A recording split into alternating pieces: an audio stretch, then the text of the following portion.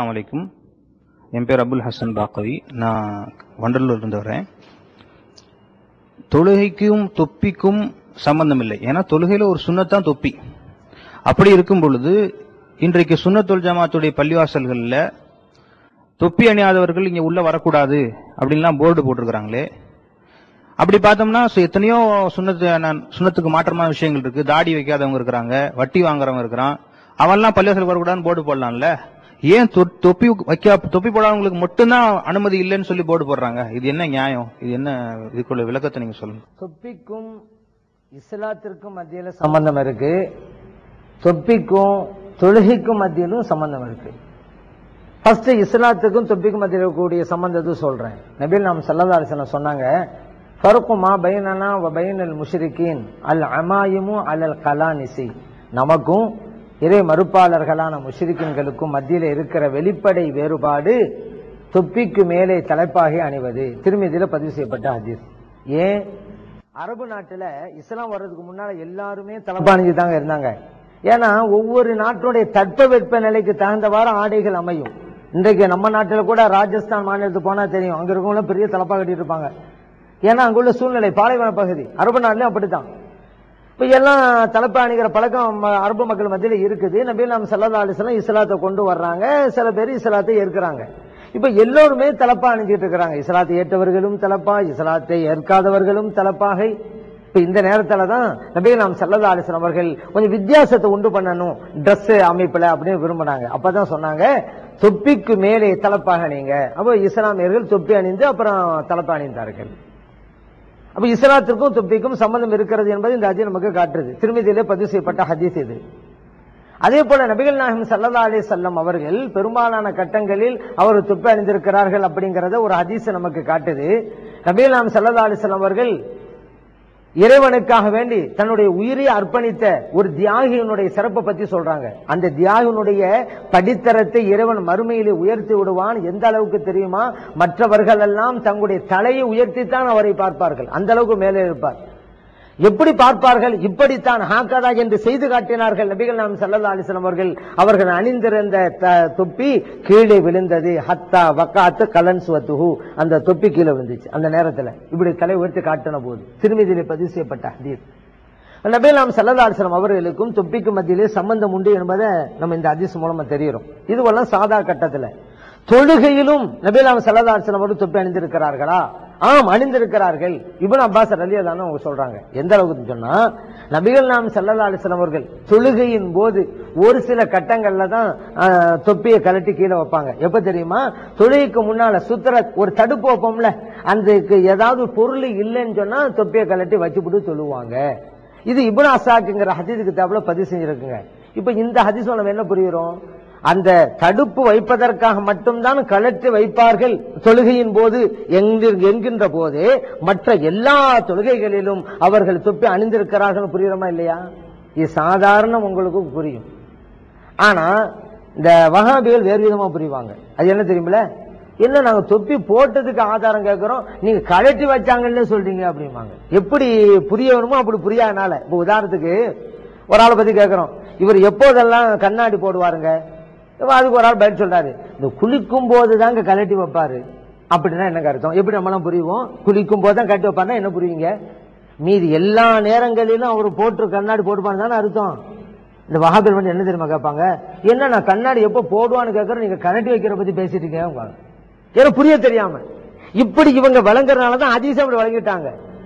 ஒரு சில கட்டங்களில் கலட்டி வைத்தார்கள் அப்படிங்கும் பொழுது மீதமுள்ளவர்கள் அணிந்திருக்கிறாங்கிறது வெள்ளிடை மலை. இதெல்லாம் விளக்க தேவையில்லை, சின்ன பிள்ளைக்கு சொன்னா தெரியும். ஏன்னா அவங்களுக்கு எதிராக இருக்கிறதுனால ஒப்புக்கொள்ள முடியாது. அதனால என்னென்ன போட்டாங்கன்னு என்ன இருக்கு அப்படிங்கிறாங்க. சில கட்டங்கள் மட்டும்தான் கலட்டி வைத்திருக்கிறார்கள். குளிக்கும் போது மட்டும்தான் கண்ணாடியை கலட்டி வைப்பார் அப்படி சொன்னாலே மற்ற நேரங்களில் அவர் கண்ணாடியை போட்டுக் கொண்டிருக்கிறார் அப்படிங்கிறது பள்ளிக்கூடத்துக்கு பள்ளிக்கூடத்தினுடைய அந்த நிழலை மிதிக்காதவங்களுக்கு கூட தெரியும். அவ்வளவு சிம்பிளான வாசனை இது. அப்ப நபிகள் நாயகம் ஸல்லல்லாஹு அலைஹி வஸல்லம் அவர்கள் தொழுகையின் போதும் அவர் தொப்பி அணிந்தே தொழுதிருக்கிறார்கள் அப்படிங்கிறத இப்னு அப்பாஸ் ரலியல்லாஹு அன்ஹு அவங்க அறிவிக்கிறாங்க. அப்ப தொழுகைக்கும் தொப்பிக்கும் சம்பந்தம் உண்டு அப்படிங்கிற நம்ம புரிஞ்சுக்கிட்டோம். அது மட்டும் இல்ல, அல்லாஹ் குர்ஆன்ல சொல்றான், ஹுது ஸீனத்தக்கும் இன்த குல்லி மஸ்ஜிதின், நீங்கள் தொழுகைக்கு பள்ளிக்கு வந்தால் அலங்காரத்தோடு வாருங்கள்ங்கறான்ல. மொட்டை தொழிலாளர் வந்தா அது எப்படி அலங்காரம்? இப்ப இறைவனுடைய சொல்படி பார்த்தாலும் தொப்பி அணிந்து கொண்டு அலங்காரத்தோடு வர வேண்டும். அடுத்து இப்ப பள்ளிவாசல போர்டு போட்டிருக்காங்கல்ல, தொப்பி அணியாதவர்கள் பள்ளிக்கு வர வேண்டாம். தொப்பி போடாம தொழுதான் தொழு கூட தானே செய்யும். ஏன் இந்த போர்டை வச்சுங்க? எவ்வளவு தப்பு பண்ணவெல்லாம் பள்ளிக்கு வர்றானே, வட்டி வாங்குறான் வர்றான், தாடி வைக்கிறவன் வர்றான், மற்ற தவறு செய்யக்கூடிய வர்றான், அவன்லாம் வரக்கூடாதுன்னு எழுதி வைக்கல அப்படின்னு கேட்கறாங்க. நீங்க ஒண்ணு புரிஞ்சு கொள்ளணும், பள்ளியிலே ஒரு போர்டு வைக்கப்படுகிறது என்றால் அது பள்ளி சம்பந்தப்பட்ட சட்டங்கள் சம்பந்தமாக அப்படின்னு புரியணும். பொதுவானதல்ல. பள்ளிக்கு ஒரு போர்டு, ஆனால் பள்ளி சம்பந்தப்பட்டதுதான். பள்ளி சம்பந்தப்பட்டதுக்குன்னு ஒரு சட்டம் போடலாங்கிறத நபி நாம ஸல்லல்லாஹு அலைஹி வஸல்லம் அவங்களே அவங்க சொல்லிட்டாங்க. இப்ப இந்த வஹாபில கேள்வி வைக்கிறாங்கல்ல, என்னங்க வட்டி வாங்குறவன் எல்லாம் பள்ளிக்கு வரக்கூடாது சட்டம் போடல, நீங்க தொப்பி போட வரக்கூடாதுன்னு சொல்றீங்களே அப்படி கேட்கிறாங்கல்ல. இது யதார்த்தத்தில் வஹாபில் கேட்கிற இந்த கேள்விகள், ஏன்னா அந்த அவர்கள் கேட்கிற கேள்வியை தான் நம்ம சகோதரர் வச்சுட்டு போனாங்க. ஏன்னா அவங்களும் நம்ம கொள்கையில் இருக்கக்கூடியவங்க தான், அவங்களுடைய கேள்விங்க வச்சுட்டு போயிருக்கிறாங்க. அந்த கேள்வி இருக்குதே, அந்த கேள்வி யதார்த்தத்தில் நம்ம ஸல்லல்லாஹு அலைஹி வஸல்லம் அவங்கள பார்த்தே கேட்கிற மாதிரி தான். எப்படி? ஸல்லல்லாஹு அலைஹி வஸல்லம் அதையும் சொல்றாங்க, இந்த வெள்ளை பூண்டு சாப்பிட்டவங்க, வெங்காயம் சாப்பிட்டவங்க சமைக்காம ஃபலா யக்ருபன்ன மஸ்ஜிதனா, நமது பள்ளிக்கு வர வேண்டாம் என்று நபி நாம ஸல்லல்லாஹு அலைஹி வஸல்லம் தடுத்தார்கள். இந்த ஹதீஸ் புகாரி முஸ்லிமில் பதிவு செய்யப்பட்டிருக்கு. காரணத்தையும் சொன்னாங்க, எந்த வாடையை கொண்டு மனிதர்கள் நோவினை அடைவார்களோ அதே நோவினை மலக்குகளுக்கும் ஏற்படும் அப்படின்ட்டாங்க. சமைச்சு சாப்பிட்டா பேச்சு கிடையாது, பச்சை சாப்பிட்டா அந்த துருவாடை வந்துகிட்டே இருக்கும். ஒரு ஆட்டை பேசினா எப்படி இருக்கும்? வெள்ளைப்பூண்டு வாடை, வெங்காய வாடை, மலக்குமார்களுக்கும் அது நோவினை ஏற்படுத்தும். அதனால பச்சை சாப்பிட்டு வராதிங்கன்னாங்க. இப்ப இந்த வஹாபிகள் நபி நாம் ஸல்லல்லாஹு அலைஹி வஸல்லம் அவங்கள பார்த்து கேட்க தயாரா? என்ன இது? வெள்ளை பூண்டு என்பது சாப்பிடுறதுக்கு மார்க்கத்தில் கூடும், வெங்காயங்கிறது மார்க்கத்தில் சாப்பிடுறதுக்கு ஆகுமானது, ஆகுமானதை சாப்பிட்டா பள்ளிக்கு வர வேணாங்கிறீங்க. வட்டி வாங்க கூடாது, அவன் வர வேணாம் நீங்க சொல்லல. மது அருந்த கூடாது, மது அறிஞ்சவன் பள்ளிக்கு வர வேணாம் நீங்க சொல்லல. தாடி வைக்காதவங்க பள்ளி வரக்கூடாது நீங்க சொல்லல. அதுவெல்லாம் கூடாத விஷயங்கள். ஆனா கூட ஒரு விஷயத்தை சாப்பிட்டாங்கிறதுனால வரக்கூடாதுங்கிறீங்களே அப்படின்னு இந்த வஹாபிகள் நபி நாம ஸல்லல்லாஹு அலைஹி வஸல்லம் அவங்களை பார்த்து கேட்க தயாரா? அப்படியே இங்க பாவத்தினுடைய செயல்பாடுகள் அளவுகோல் அல்ல. தவறு செஞ்சவன் பிராயச்சித்தம் தேடி பள்ளிக்கு தானங்க வருவான். வட்டி வாங்குறவன் திருந்தவன் நினைக்கிறான், அல்லாஹ்வுடைய சன்னிதானம் நினைக்கிறான், பள்ளி தான் வந்தான் அவன். இல்ல வட்டி வாங்குற வரான்னு சொன்னா அப்ப எப்படி அவன் பள்ளிக்கு வந்து தொழுகிறது? அதெல்லாம் இங்க நோக்கம். பள்ளி சம்பந்தப்பட்ட சட்டங்கள். அப்ப இந்த சாப்பிட்டு வர்றது போறது வர்றதுதான் பள்ளி சம்பந்தப்பட்ட சட்டம், துருவாடையோட வரக்கூடாது.